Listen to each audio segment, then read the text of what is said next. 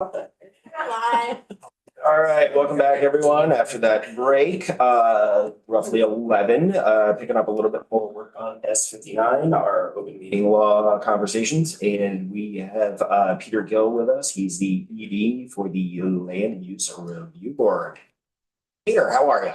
Good. Yeah, I guess I got my attire wrong for this. No, you're good. Yeah, thank you. Thank you for having us. I'm not sure if Janet is on yet. Is the chair? Okay, well, we can get started anyways. I don't want to overutilize the committee's time. She may jump in and join here. She's the new chair of the Land Use Review Board, which is formerly the Natural Resources Board. So I wanted to give you all a little bit of background on Act 250 and kind of where we came from, so you have the sense of why we're making some of the requests and what some of the issues are that we've been wrestling with as a public facing board. So let's see. Get to the next slide here. Yep, great. So just a step back before I get started in this. I mean, this is a new board, professional board, full-time members that are essentially part of the staff of the organization now. And it's been a little bit awkward, I'll say, in terms of our ability to function as a full-time staff board. You can kind of think of this as an agency that is now, instead of a single secretary head of that agency, you have 5 individuals that are operating the organization. So a little bit of a misfit from our perspective that way, and trying to find a way that we can be public facing and efficient and effective in the role, and use all the expertise of the board. So just quick background, Act 250, the only thing I want to say on this slide is we're a permitting program. We are a permitting program plus now. We have the standard Act 250 process that we've always had and the infrastructure that goes with that. But now we also have this new board that is implementing Act 181, the new land use structure throughout Vermont, the tiered system. You got a reference there in case you're interested. Again, overview here. This is the state map as it's broken down into our 9 different districts. The board oversees all of these districts. Permitting by the numbers, you can put that in your back pocket when you've got questions about how the Act 250 permitting process works. Very few cases are denied. Most are permitted. And there's actually very few appeals of all of our matters as well. This is another one to kind of maybe put in your back pocket. You might have seen this one before. This slide just shows the 3 different areas that were major changes under Act 181 for land use shift. And you can see there Act 250 being one of those in the bottom section, setting up those tiers and kind of how they align with the regional planning and the state designation programs.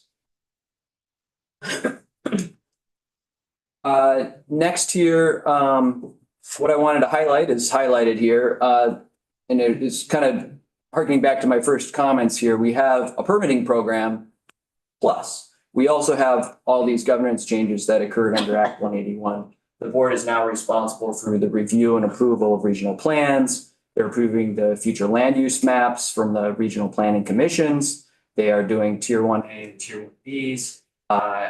Tier 2s being the status quo, and then Tier 3. There's rulemaking and reports. I've broken that down a little bit more detail in this next slide.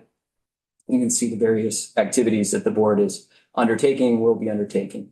One thing I wanted to mention on this is you're looking at, approvals, the rulemaking processes. All of those processes have public facing obligations for the board. Within those, overlaying that is also the environmental justice law that the Assembly passed a few years back as well. So that kind of public nature is baked into a lot of our processes and the processes of this kind of the board plus perspective. As I've kind of been harping on here a little bit, we've got the former board. That was a essentially volunteer board with one full-time chair. That the volunteer board delegated a lot of that authority and oversight of the organization to the chair. And again, the other members of the Natural Resources Board, as we were formerly known, were volunteers, came in for board meetings every couple of months or so to kind of make some decisions and be appraised of things. But for the most part, it was centrally the administration was kind of central with the chair. Okay, quick question. Yeah, quick question sure. on the previous slide. Public processes under the APA exist for each of these duties outside of the OML. What is APA? Sorry about that. Yes, Administrative Procedures Act. Okay. And then OML, open meeting law. So the second piece here is kind of the transition, right? So under Act 181, the Land Use Review Board was set up, governance being one of those major changes from a volunteer board with a full-time chair to a 5-member full-time board membership with a current chair. They've got professional expertise in various areas of land use. We've got 3 that are planners by trade and training, an engineer, and an attorney who'd practiced in this area. Bottom line, we really want to be able to use that expertise to its fullest. And they've got, as I say here, a number of additional duties that we've gone through here. So as you know, the open meeting law, you guys have discussed it in great detail. It's been interesting to hear some of the background too on that. But it's very broadly defined, and a lot of the actions within the board's role do qualify under open meeting law. And I'll say too that we as a board have been taking that very seriously and are meeting every 2 times a week for the most part. We've got a regular meeting on Monday and a meeting that has become pretty regular on Thursdays that they're meeting, and they want to be public facing. It's important for our role in land use and the importance of land use in their role. What I don't want to brush over is that some of the obligations under the open meeting law are awkward for the board in its operations, as again, kind of one head of the agency broken into 5 different individuals, and being able to just do some more of those conversations between each other and with the full board, being able to have some of those conversations, their interactions. Essentially, if they're talking about board business and wrestling with things, they need to meet in open meeting for those interactions. And again, we've been doing that, but it has been cumbersome and does limit some of the expertise of the exchange of ideas within the board. Yeah, go ahead. Could you expand on that a little bit, how it limits discussion to do it in public? Yeah, so again, if you kind of think of like the agency model, A&R, for instance, the staff, our board is part of the staff, right? So if they are wanting to talk about something and try to figure out, details on Tier 1B and figure out how that's going to work and talk to various board members about how that would work, get that ready for public presentation and public dissemination. They need to do that all in public, which one takes a lot of our resources and our staff. Again, we've got kind of 2 different systems. We've got a permitting system, and we've got now setting up this the land use system through the board. And we've got a lot of infrastructure on the permitting side. We don't have all that infrastructure on the board side to be able to support that in a regular way. But beyond that, just being able to have those preliminary conversations and get advice from, have the 3 planners talk about some of their experiences on this and how that might work in the context of this. That's board business. They've got to do that in an open meeting. And that can be awkward to try to get that all set up. But one other thing, you can see highlighted there is group editing. So if they want to have a document and they want to have that, they want to have that, work on that as a group. Have somebody put in comments, another person put in comments. We've been advised through the Secretary of State that can trigger the open meeting law. If you had an agency, the staff would be working on those documents, bring that up to the secretary or the head. Whereas here we have a model where they are the staff, they are doing that work. They need to be able to do some of that work outside of the context of the open meeting law. Again, with the idea that ultimately all these decisions, et cetera, would be public.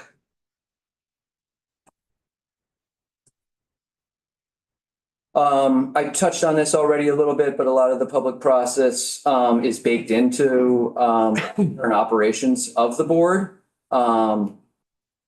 So you can see we've got a 60-day notice period. There's hearings. We operate under the Administrative Procedures Act for all of our rulemaking processes. We're a covered agency under the environmental justice law as well, and are in accordance with the law, we'll be developing a community engagement plan for the board's work, and they find that to be very important. I've found that they are very engaged in this idea of environmental justice and making sure that we're a public facing board as well. So our solution, and we aren't tied to one particular set of language, but conceptually, we really want to have a balance so that the board can operate in an efficient and functional way, can grab that expertise from the various board members, but also we do want to be public facing. That's important for our image, for the work that we do, and for the state, the residents of the state that we are serving as a board. One potential approach that we've floated here is this approach under subsection G of the open meeting law, essentially allowing the board to have those types of conversations as staff members and developing documents, et cetera, under their role as the land use review board. And then when they're ready to make those decisions and have that as a public process. I don't see any changes to this altering their practice of having weekly to biweekly meetings for the public to attend. Sorry if that just popped up. So that kind of brings me back to the end. I can stay on here and go back to any other slides or take that presentation down too. No, I'm fine leaving it up. Did you offer testimony to the Senate on this at all, or is this a new conversation here? We did offer testimony to the Senate on this concept, and I'll say I failed to mention it right at the beginning, but the board was put into place January 27th of this year. So they are very new. Although they've had several months to feel this out and try to figure out how to make their operations work the best that they can. And so to answer your question, we talked to the Senate early on in the process and raised some of these concerns. They do seem to be bearing out at this later juncture in the board's evolution here as well. We had proposed a couple different approaches here. This is one that we kind of have landed on currently. Rep. Hango, then Coffin. Thank you. I'm a bit familiar with your work. I'm not certain when you would have the purpose of assessing damage or making tax assessments or abatements. Because my understanding was your work was around new development. Yes, that's true. Yeah, so the new language that we were proposing to add in this section would be what is bolded and underlined below. So it wouldn't be related to the tax assessment and abatements. Okay. Thank you for that. Yeah, sorry. clarification. So this is again, just to state that a different way. The first section that you see up there, that's not underlined, that's existing law. And the second section is what we would, as one proposal, to add to try to create that balance, for the board and their work. Can you give examples of that where, like, real life examples that you would not want conducted in an open meeting? Yeah, so for example, the development of the guidance document, the board has done currently on tier 1B, one board member, and I think I didn't harp on this in some of the previous slides, but the idea of siloing the board members. So we've got 5 board members. One can sit there in their own silo and work on that document. Once they feel like it's good, they can bring that into the public meeting. They've been having public meetings about that, right? What we would like to be able to do is say, hey, there's 3 board members that have some planning expertise. Let's get them together in a room and work on that document before it goes up to the full board and is presented in an open public meeting. And that's what we think this is helping to create. How many board members do you have? I'm sorry. 5.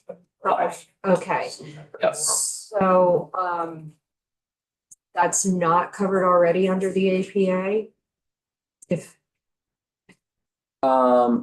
Yeah, so once they come up with a guidance document, there is a process in the APA for guidance documents. And the adoption of those, how the board operates is the adoption of those would be done in a public meeting.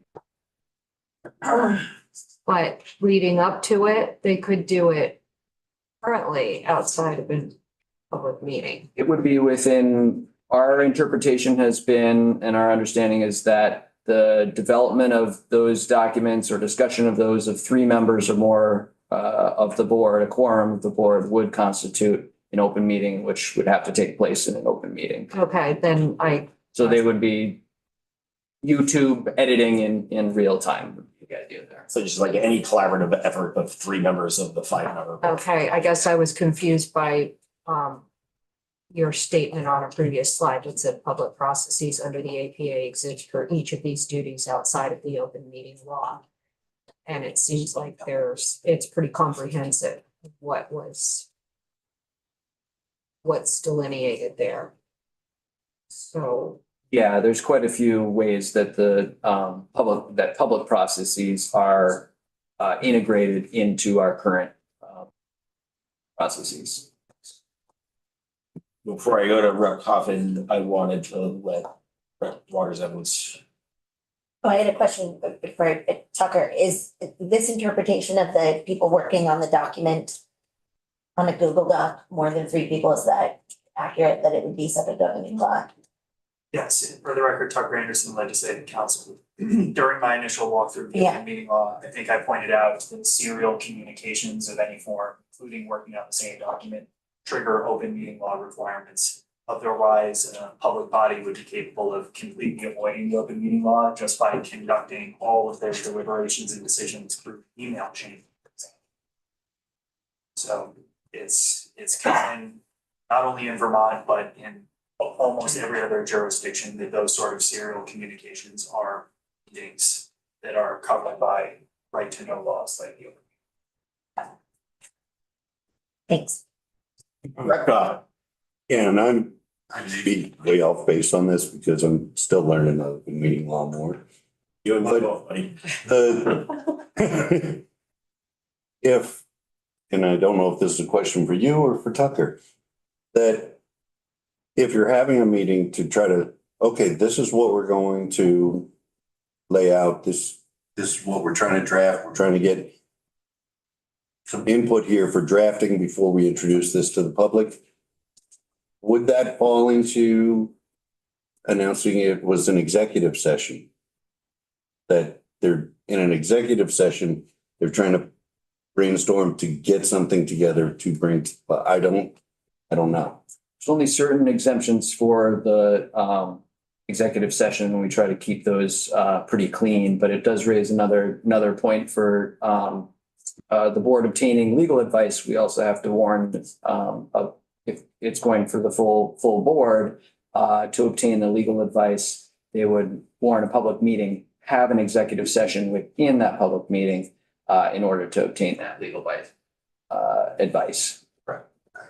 Which is, again, a little bit more cumbersome than, again, like a parallel with an agency where the head of the agency and staff will be able to obtain legal advice directly that way without an open meeting. I think I had similar questions to Lisa and Shay, but I guess I'm wondering if, sorry. Say that, you can Informally formal, yes. get like brain. I guess I'm wondering like what the recommendation would be. It seems like it sort of depends on what the group is doing. Like if they're working on background information or they're gathering options for a board to deliberate on and decide on, kind of the way like a staff, like somebody would staff a board, they go and they find out like what's they can do. They're not making the decision that matters, but is there a way that, I mean, I guess how would you do that if you weren't working in a Google Doc? Like what other options might exist that would be than that? I mean, what we're proposing here is like when they're to the point, the kind of the distinction or that line that you're looking for is any act or decision of the board. So once they get to that point where they're like, okay, we have the draft, we're gonna act on this and formalize it, approve it or whatnot. Or have a formal discussion on the direction that the board wants to take on it. That would be an open meeting. Is what we're proposing. I guess that's my question. Yeah, so it doesn't matter what the content of the Google Doc is. Just because it's a serial application. Well, provided that the communications relate to the business of the public. So if it's a Google Doc about how terrible the Red Sox game was last night, that's not gonna trigger the open. But if it relates to the work of Learn, then it's a serial communication. It triggers the definition of meetings under the open meeting law and the application of the procedures in 1VSA section. Yeah, so it's essentially like any collaborative effort under the like charge and duty of the board, essentially, right? So I think what this is suggesting is allowing for this sort of back end. I'm just trying to like take the legalese out of it, but like allow some of the back end work to happen before it's presented to the entirety of the board to continue working on it. In that way, am I correct? That's the intent. Again, just trying to figure out that balance. So again, we'd like to be public facing. That's important to us. But we want to be able to. Can I just introduce Okay. myself, Pete? Oh, hi, how are you? Please. I'm sorry, I had technical difficulties and couldn't get sound until just now. I'm Janet Hurley, the chair of the Land Use Review Board, and I had to switch to a small monitor, so I can't really see anybody.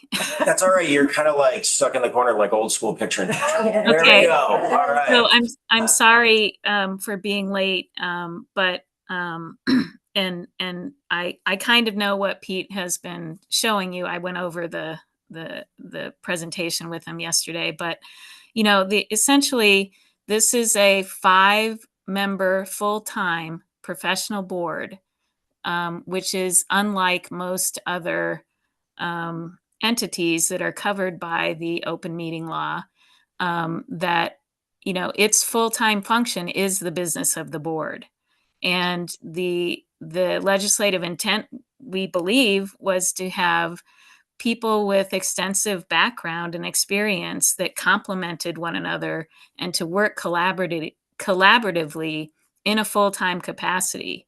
And that for us to do that always in open meeting is just not efficient or workable for the rest of our staff. One of the unique things about this board is that most of the program staff is busy implementing a statewide permit program, rather than supporting the board.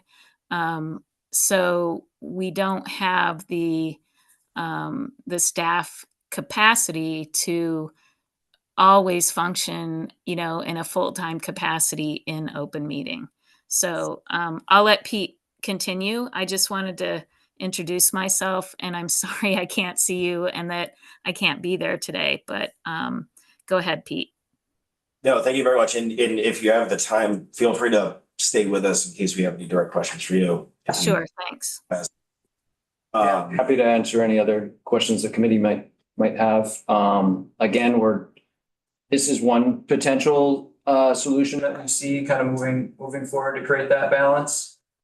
There's probably other ways to craft this as well, and we'd love to be part of that conversation. And we really appreciate you all taking up this issue and trying to resolve this for the board, because it's certainly important work that the board is doing, and I know that we want to make sure that is able to function efficiently as possible.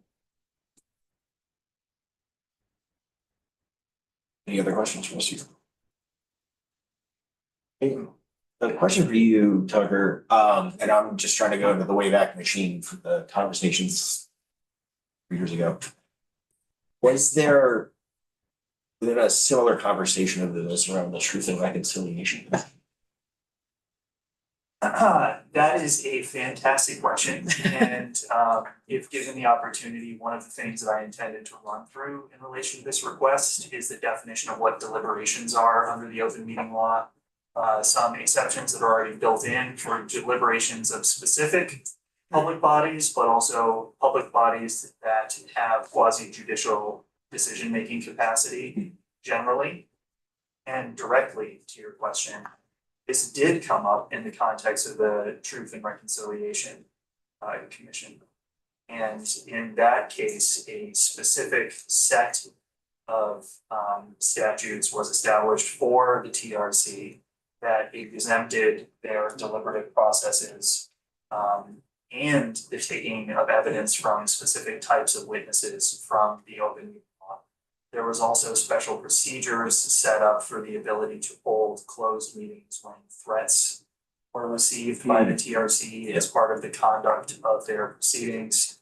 So you crafted some special open meeting law provisions. They were all centered on the deliberative process of that public body. And I know that I have expressed this to the chair, at least in the past. A lot of the conversations and testimony are starting to blur in my mind, so I don't know if I presented this to all of you. But Vermont law is somewhat unique in that for both the open meeting law and the Public Records Act, the deliberative processes of our public bodies and public agencies are part and parcel of the right to know laws in our state. In a plurality of other states, those deliberative processes are exempted from the right to know. And it's just interesting part of both of those bodies of law is that the public is invited into the deliberations of public bodies and public agencies with some narrow exceptions. Could you repeat the second part of what you said? I understand that public agencies, the public is invited in, but you said something else that negates that. A few things. There are some narrow exceptions. So for purposes of the open meeting law, the deliberations of a public body in connection to a quasi judicial proceeding are exempted from the open. And if I recall correctly, that was part of the TRC discussion, and also extremely important, that is an organization that deals with very culturally sensitive matters, and the privacy of those individuals was being protected. Correct. And that's why we specifically carved that out. And I would note that the predecessor to Lerb had a few Supreme Court of Vermont decisions in the Public Records Act, which is a separate body of law, where they pointed to some of the acts and decisions of the NRB and stated expressly these are quasi-judicial in nature. Now, we're instructed by the court not to interpret the open meeting law and the Public Records Act in pari materia, so we're not supposed to read them as the same body of law. But it's potentially instructive that the work that LERB is doing, at least in that context, is potentially quasi judicial in nature under the Public Records Act, if not the open meeting law. So one of the policy considerations you could make moving forward is whether LERB in its current form with its current duties is effectively quasi judicial in nature and may be called out expressly that their deliberations are exempt from the open meeting. If I may add onto that too, so again, we've got permitting side of the house and we've got the kind of administrative operations side of the new land use program that's occurring. There's quasi judicial aspects to our permitting, of course, the district commissions when they are evaluating projects for approval of an Act 250 permit. Those would be quasi judicial actions and covered under the deliberation process when they are deliberating. The board will also have some of those functionality in its role in reviewing the future land use maps and the land use plans going forward. But they also have a body of work in setting up those processes, and that's where some of the rub is currently in terms of making sure that they can operate in an efficient and collaborative way. Can I add to what Pete Yes, just please. said? Thank you. So I'm not sure that I would interpret our deliberations to approve a regional plan as requiring a closed deliberative session. In fact, I would make an argument that our board should do that in an open meeting, have those deliberations on whether to approve or not a regional plan, which is one of the new authorities that the Land Use Review Board has. And we do also have a quasi judicial function in that we are tasked with hearing any appeals of a PUC, or is it I'm sorry, it's the Commissioner of the Public Service Department's determination of compliance for an energy plan, for a regional plan or a municipal plan. And so the Land Use Review Board does have that quasi judicial function, but I'm not sure that I would categorize approving a regional plan as quasi judicial. It's not an application from a developer. And it's not, to me, that's something that I believe the Land Use Review Board should do in a public open meeting, a warned hearing, or after the warned hearing in a warned meeting. So it is these, what Pete said, that all of this policy making that we have tasked to us from Act 181, that we are looking for some relief to be able to do some of the organizational work and discussions before we get to a draft that we want to present to the public and discuss as a board at an open meeting and decide whether to adopt or not. And I think the best parallel is our state agencies. You know, the Agency of Natural Resources has a secretary and commissioners, and they can discuss policies and whatnot, and not and they are not subject to the open meeting law. I feel like this is a board that is very committed. I certainly am, as the chair, to being a public facing board. We replaced a board that met maybe every other month and never really met around the state. We have gone around the state and we intend to keep doing that. And we are holding all of our open meetings twice a week now as hybrid meetings. So we are committed to that. And we are just looking for a way to function as full-time staffers to get things prepared for the open meetings where we would make these decisions. Thank you. Thank you. Rep Hago. Thank you. I really appreciate that you would use that type of example of the regional plans and the new mapping to be totally transparent and open to the public, because that's something of great interest to many, many people. And the more exposure it gets, the better. Also, I would hope there will be a public comment period as well, where individuals could come back to the LURB and with their thoughts and concerns. So appreciate that you would not want that to fall under this exemption. All right.